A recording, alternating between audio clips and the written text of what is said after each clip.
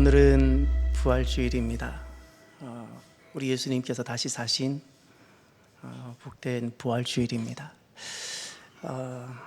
이 부활주일에 이렇게 오신 여러분들을 많이 환영하고 진심으로 축복합니다.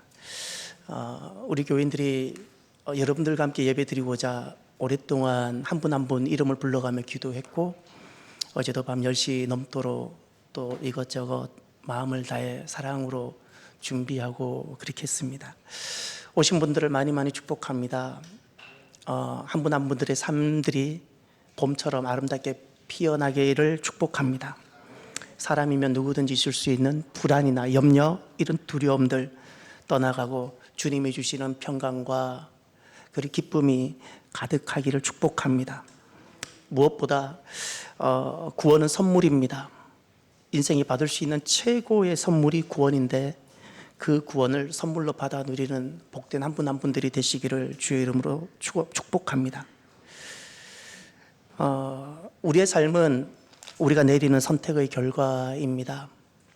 내가 선택한 길이 내 삶이 됩니다. 한 부부가 있었습니다. 모처럼 시간을 내고 유람선 크루즈 여행을 하게 됩니다. 모처럼 여행이었고 많이 설레었는데 그만 큰 폭풍을 만나게 되었습니다. 배가 파손하게 되었고 구명정에는 딱 한 자리만 남게 되었습니다. 남편과 아내가 잠시 머뭇거렸습니다. 그때 남편이 아내를 침몰하는 배에 남겨두고 혼자 구명정에 올라타게 됩니다. 그리고 침몰하는 배 위에서 아내는 남편에게 여보, 아이들 잘 부탁해요. 그리고 아내는 배와 함께 그만 사라지고 말았습니다. 남편은 구명정을 타고 집으로 돌아오게 됩니다. 남편의 선택과 결정 후회하지 않을까요? 살면서 가슴을 치며 내가 왜 그렇게 했을까? 헛된 선택이라고 여기진 않았을까요? 세월이 흘렀습니다. 남편은 아내가 배 위에서 외쳤던 그 마지막 여보, 아이들을 잘 부탁해요, 그 말을 마치 약속이라도 한 듯 홀로 자녀들을 잘 키워냅니다. 한 사람 한 사람 모두 출가시킵니다. 그리고 남편 또 병이 찾아왔고 이제 죽었습니다. 장례를 자녀들이 치른 다음에 아버지의 유품을 정리하다가 아버지 일기장을 보게 되었습니다. 거기에는 지난날 아버지와 어머니가 어떻게 크루즈 여행을 가게 되었는지 이야기가 적혀져 있었습니다. 그때 어머니는 중병에 걸려 있었고 의사로부터 시한부 선고를 받고 아버지와 어머니는 마지막 여행을 떠났던 것입니다. 그런데 마침 큰 풍랑을 만나게 되었고 배는 침몰하게 되었던 것입니다. 그 일기장에는 이렇게 쓰여져 있었다고 합니다. 여보, 미안합니다. 그때 당신이 등을 떠밀지 않았다라면 나도 당신과 함께 바닷속에 빠져 죽고 싶었습니다. 하지만 당신과 함께 바닷속에 하지만 그럴 수가 없었던 나를 미워하며 살아왔습니다. 남아있는 자식들 때문에 당신만 깊고 차가운 바닷속을 잠들게 할 수밖에 없었습니다. 난 당신과의 약속으로 아이들을 잘 키워냈습니다. 그리고 이제 당신을 만나러 갈 수 있어서 너무 행복합니다. 이게 일기에 기록되어 있었던 겁니다.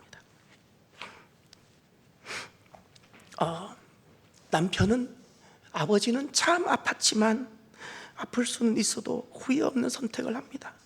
마지막에 웃을 수 있었으니까, 마지막에 기뻐할 수 있었으니까, 마지막에 웃을 수 있고 마지막에 기뻐할 수 있다면 지금 아무리 아파도 오늘 선택은 헛되지 않을 것입니다. 오늘 말씀은 예수님께서 다시 사신 부활의 말씀입니다. 우리 예수님께서 다시 사셨습니다. 우리가 예수님께서 다시 사셨다는 이야기는 교회 밖에서나 교회 안에서나 많이 들어왔는데, 만약 이 이야기가 몇몇 제자들 또는 교회 관련자들이 만들어낸 이야기였다면, 그리고 오늘 우리들이 살아가면서 바쁘게 살아가는 내가 관심을 가져야 될 이야기가 아니었다면, 허구였다면 어찌 되었을까요? 저는 오늘 저와 함께 부활절 예배를 드리는 여러분들에게 예수님의 제자들의 마지막 모습을 소개하고 싶습니다. 예수님의 제자들의 마지막 모습, 수제자였던 베드로, 그는 예수님 때문에 자기가 죽음에 처할까 봐 예수님을 모른다고 부인하고 저주까지 했던 사람인데, 그는 로마에서 거꾸로 십자가에 순교를 당합니다. 그는 마지막에 이렇게 고백을 합니다. 주님을 따르기에 합당하지 못한 자이지만 그분의 은혜로 나는 이 길을 갑니다. 나는 십자가에 바로 달릴 만한 자격도 없기 때문에 나를 거꾸로 달아주십시오. 거꾸로 십자가를 자신이 선택합니다. 베드로의 형제이자 예수님의 제자였던 안드레, 그는 X 십자가에서 순교를 당합니다. 보통 X 십자가는 로마 군인들이 칼과 활과 창을 연습 삼는 훈련 도구였습니다. 안드레는 그 X 십자가에서 마지막으로 남겼던 말은 오래전부터 내가 사랑하던 십자가, 나를 영원한 주님께로 인도하십시오. 야고보 제자는 헤롯 아그리빠 왕에게 칼로 순교를 당합니다. 그는 최초의 순교자가 됩니다. 그리고 그가 마지막에 남긴 말은 주님, 내 영혼을 받아 주시옵소서. 빌립은 마지막에 순교를 당할 때 하늘에 계신 하나님, 저들이 나를 죽이지만 저는 복음을 전했습니다. 바돌로메라는 제자는 그 이야기를 한번 듣고 잊을 수가 없었는데 산채로 가죽이 벗겨지고 참수를 당하는 순교를 당합니다. 그리고 그가 가죽이 벗겨지면서 그리고 참수를 당한 그 자리에서 마지막 남긴 말은 이겁니다. 하늘에 계신 하나님, 저들이 나를 죽이지만 저는 주의 복음을 전했습니다. 바돌로메는 이렇게 전합니다. 나는 진리이신 예수님을 전했을 뿐 진리는 고통을 이깁니다. 세리였던 제자 마태는 이디오피아에서 창에 찔려 순교를 당합니다. 주님은 죄인을 부르러 오셨고 나는 그 부름을 따릅니다. 도마는 인도 남부에서 창에 찔려 순교를 당하면서 부활하신 예수님을 만났을 때 고백했던 그 고백을 마지막으로 남깁니다. 주님은 나의 주님이시며 나의 하나님이십니다. 알페의 아들 야고보는 돌에 맞고 몽둥이에 맞아 순교를 당합니다. 늘 칼을 품에 품고 다녔던 열심당원 시몬은 페르시아에서 톱으로 몸이 절단되며 순교를 당합니다. 그러면서 그는 이렇게 마지막 말을 남깁니다. 나는 세상의 칼을 두려워하지 않습니다. 내 영혼은 이미 하나님께 속해 있기 때문에 그렇습니다. 다데오는 페르시아에서 몽둥이에 맞아 순교를 당합니다. 제자들의 순교의 마지막 모습을 우리는 지금 살펴보았습니다. 지난날 겟세마네 동산에서 무서워서 다들 예수님을 버리고 도망갔던 그 제자들이 그 누구도 이젠 죽음 앞에서 두려워하지 않습니다. 아무도 죽음을 두려워하지 않습니다. 어떤 권세와 어떤 칼과 어떤 무기가 그들을 굴복시키지 못했습니다. 그들은 오히려 얼마든지 피할 수 있는 이 순간을 당당하게 본인들이 선택하고 나아갑니다. 이런 생각을 해볼 수 있습니다. 사람이 영웅심리로 내 이름을 세상에 남기고자 우리가 어떤 일을 할 수 있다고, 정말 영웅심리 때문에 내가 죽고 나서 내 이름을 세상에 남기고 기록하기 위해서 과연 그런 일이 가능할까요? 사람은 죽음 앞에서는 더 이상 영웅이 될 필요가 없습니다. 그저 영웅이 되지 않아도 좋으니 살고만 싶을 따름인 겁니다. 죽음 앞에서는 수치도 모두 사칠 뿐입니다. 죽음 앞에서는 부끄러움도 사칠 뿐입니다. 어떻게든 내가 수치를 당해도 좋으니 살 수만 있으면 나는 그 길 가고 싶은 것이 죽음 앞에 서 있는 우리들의 모습입니다. 죽음은 사람을 가장 진실하게 합니다. 더 이상 가식도 필요 없습니다. 위장도 필요 없습니다. 그래서 영웅 심리로 이런 일을 할 수가 없는 겁니다. 제가 자랄 때 청소년 시절 그 당시 교회에서 선극을 많이 했었습니다. 이런 선극이 있었습니다. 일제시대를 배경으로 그 교회가 핍박받았던 배경입니다.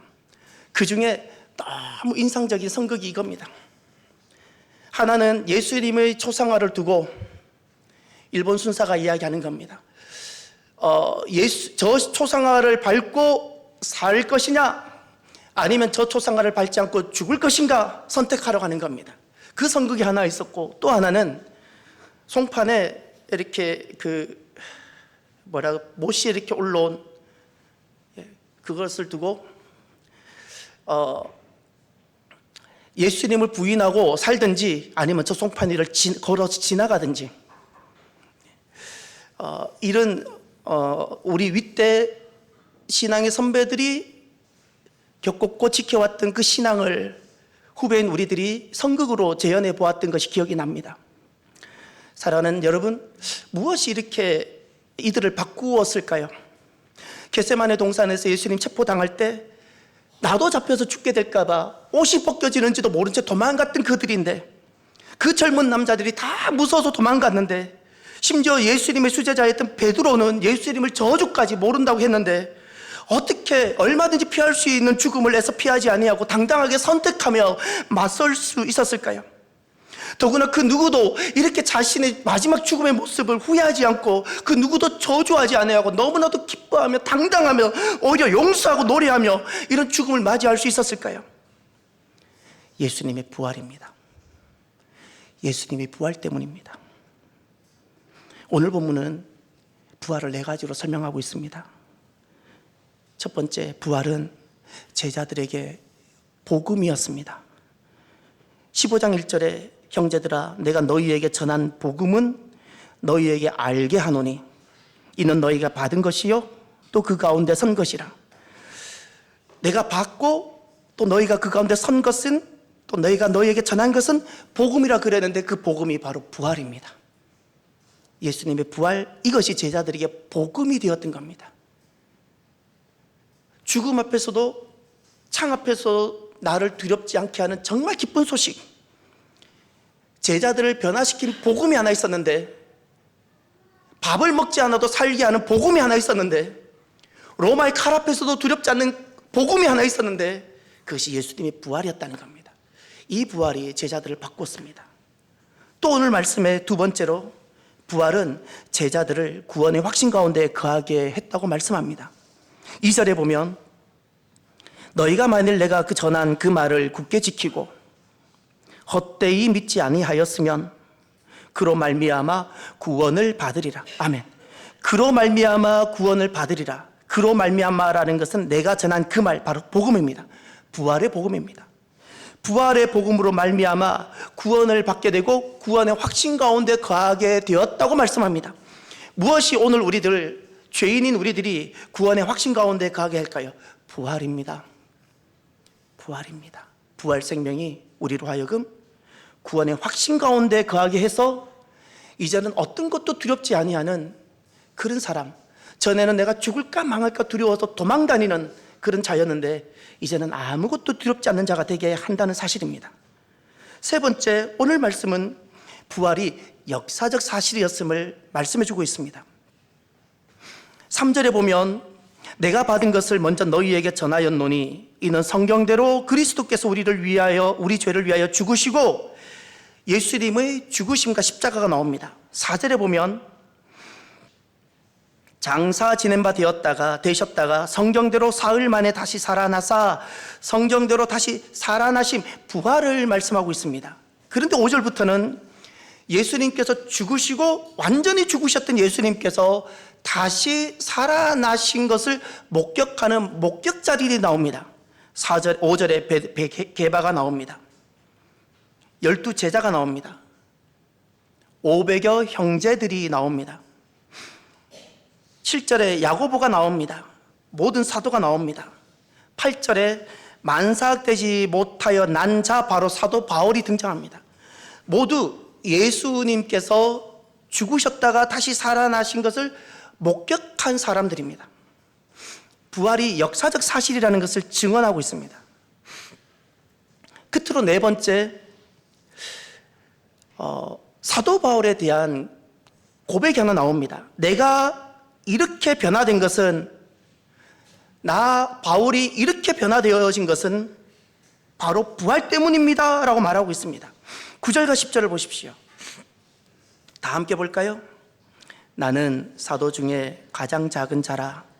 나는 하나님의 교회를 박해하였으므로 사도라 칭함 받기를 감당하지 못할 자니라.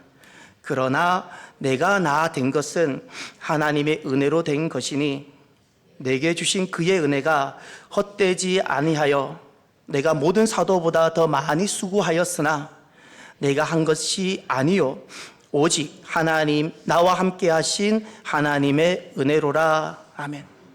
사도 바울은 교회를 박해하던 사람이었습니다. 그런데 그가 이렇게 복음을 전하며 로마 감옥에서 마지막 순교하기를 주저하지 않게 된 사실입니다. 이렇게 된 것은, 그리고 10절에 이렇게 말합니다. 내가 이렇게 나된 것은 하나님의 은혜로 된 것이다. 그 은혜가 바로 부활입니다. 이 부활이 다메섹에서 만났던 부활하신 예수님, 이 부활이 사도 바울을 통째로 바꿉니다. 어떤 사도보다도 더 많이 수고하고 어떤 사도보다도 고생도 많이 하고, 그런데도 헛되지 아니하여, 헛되지 않는 선택이라는 겁니다.